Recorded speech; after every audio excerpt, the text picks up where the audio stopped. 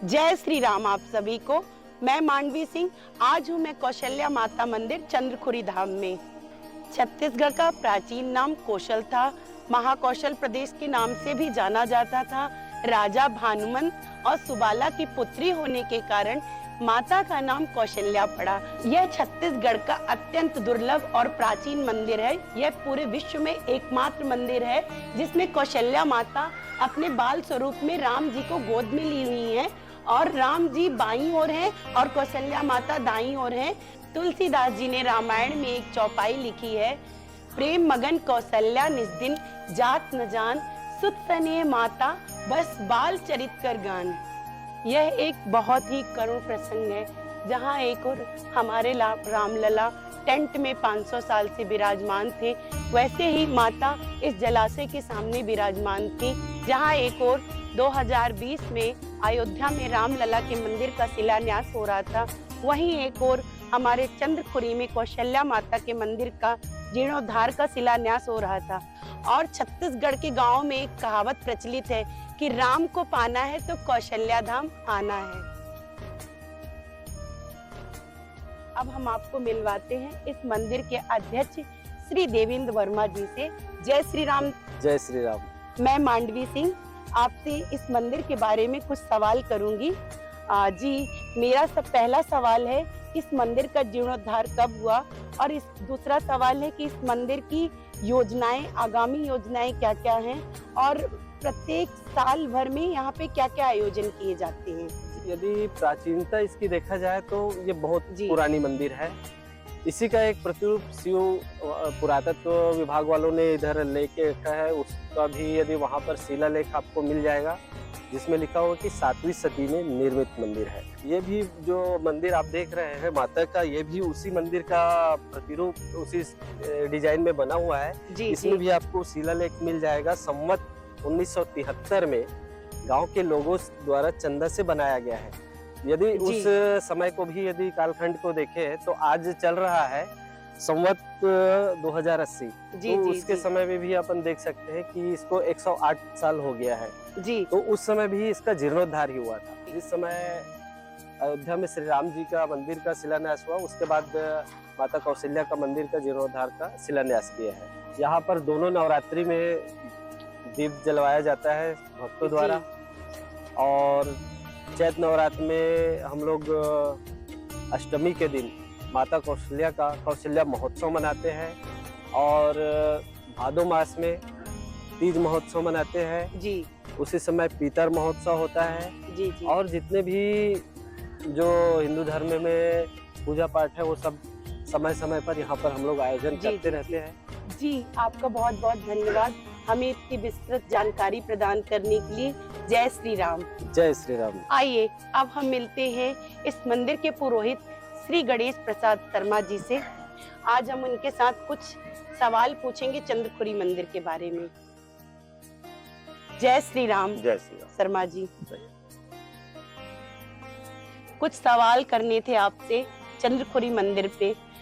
चंद्रखुरी माता का नाम चंद्रखुरी क्यों पड़ा? ये बहुत प्राचीन बातें हैं जी, और बहुत प्राचीन सभ्यता है कि हमारे पूर्वज लोग बताते हैं कि पहले सतयुग में इनका नाम कौशलपुरी के नाम से इनको जाना जाता था। फिर त्रेता में भी कौशलपुरी रहा जी। द्वापर के आते आते यहाँ चंद्रवंशी राजाओं का राज्य स्थापित हो गया। इसलिए इस गांव का नाम चंद्रवंशी राजाओं के शासन काल में इनका नाम पड़ गया चंद्रपुरी। उसके बाद जैसे ही कलयुग आया तो कलयुग के आते आते इसके नाम में अपभ्रंश हो गया और इनका नाम हो गया चंद्रपुरी। कहते हैं कि छत्तीसगढ़ माँ कौशल्या का मायका एवं उनकी जन्मभूमि है, क्या ये बात सच है? हाँ बिल्कुल, ये माँ कौशल्या जी का जन्म स्थान है और ये माँ कौशल्या का मायका है। माँ कौशल्या यहाँ की बेटी है और भगवान राम का ये ननिहाल है। तो राम जी यहाँ के भांचा हैं। हाँ, राम जी यहाँ के भांचा हैं और हमारे पूरे छत्तीसगढ़ के भाषा है।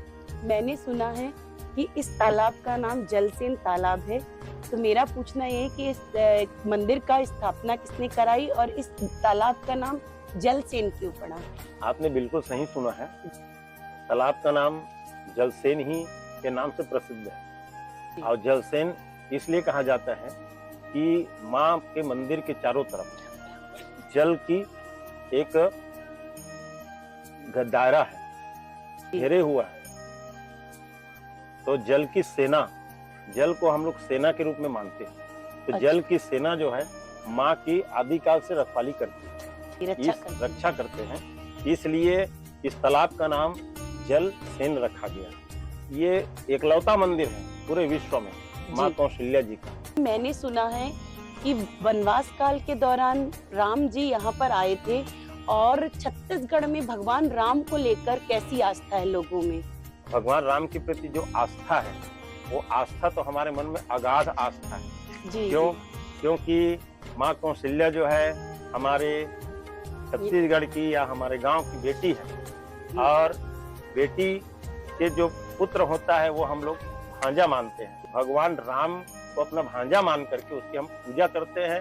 और जो जैसे बीच बीच में कुछ हो जाता है घरों में, तो हम भांजा के विशेष पूजा करते हैं, उसमें भांजा को दान भी देते हैं। हमारे छत्तीसगढ़ में परंपरा है, भांजा दान के बिना मोक्ष की प्राप्ति नहीं होती है, पुण्य की प्राप्ति नहीं होती है। ऐसा हमारे छत्तीसगढ़ में पुरातन काल से चला आ रहा है। मैंने सुना है कि पहले यहाँ पे ये पुल का निर्माण नहीं हुआ था, तो मैं जानना चाहूंगी कि माता के पूजन के लिए गांव वाले कैसे आते थे? पुल का निर्माण जो है अब ये भी हुआ है, 15-20 साल हुआ है। पहले यहाँ पे आने का कोई साधन नहीं था, तो हमारे पूर्वज या हम लोग भी यहाँ पर नाव से आते थे। अब नाव जब नहीं होता था तो ट्यूब का इस्तेमाल करते थे, और वो ट्यूब भी अगर नहीं मिलता तो टूट जाता था या टूट जाता था। तो हम लोग तैर के आते थे और तैर के आकर के माता की पूजा करके चले जाते थे। यहाँ पहले बहुत बेर का पेड़ था और इतना मीठा मीठा बेर कि वो बेर अब खोजने में नहीं मिलता है। जो भी एक बार खा ले तो उनको बिल्कुल सबरी के बेर का स्वाद उनको अवश्य मिलेगा। सबरी की भक्ति मिलेगी उस बेर में सबरी की भक्ति छिपी हुई। यहाँ केसरिया का जो फूल है वो भी था, कांटे बहुत कांटे रहते थे और कंकड़ पत्थर यहाँ पर बिछे हुए थे।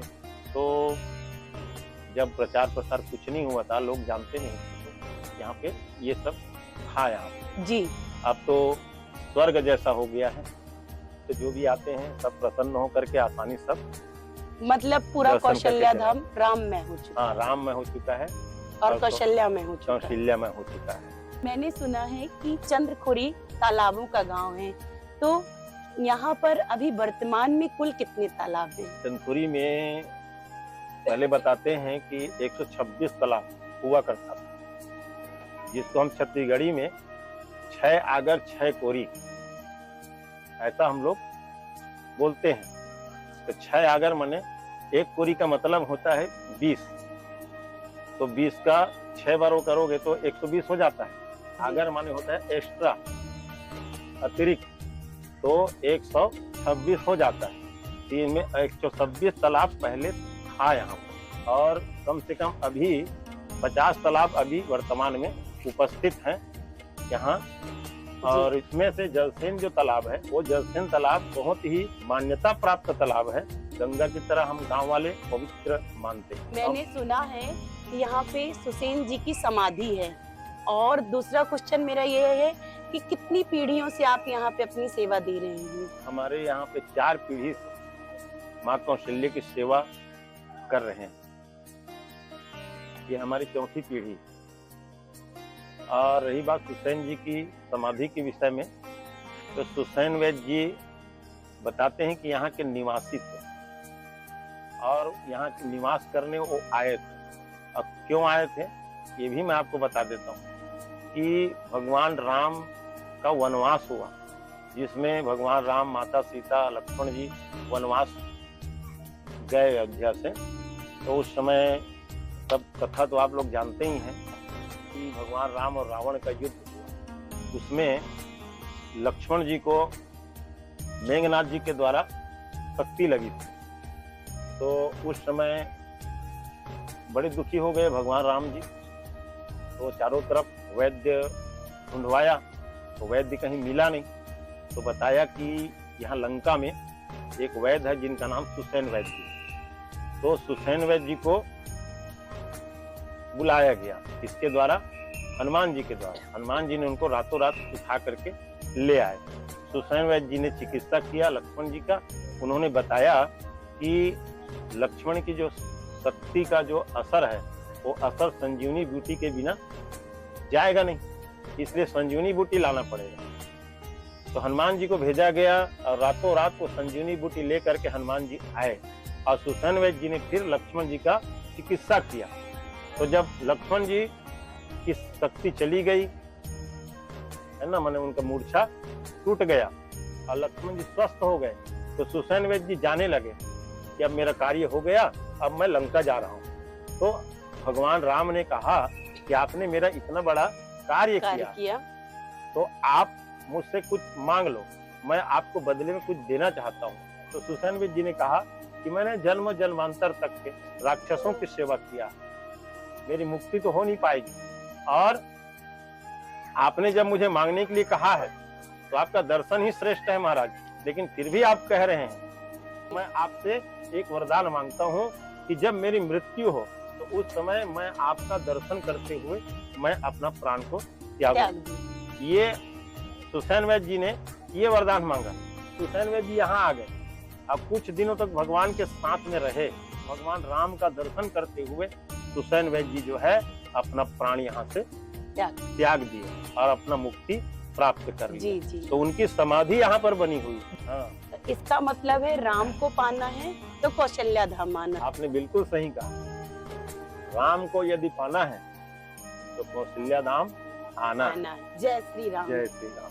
कौशल्या धाम की और अत्यधिक जानकारी के लिए Kaushalya Dham Chandrakhuri YouTube, Facebook and Instagram के चैनल को फॉलो एंड सब्सक्राइब करें। धन्यवाद।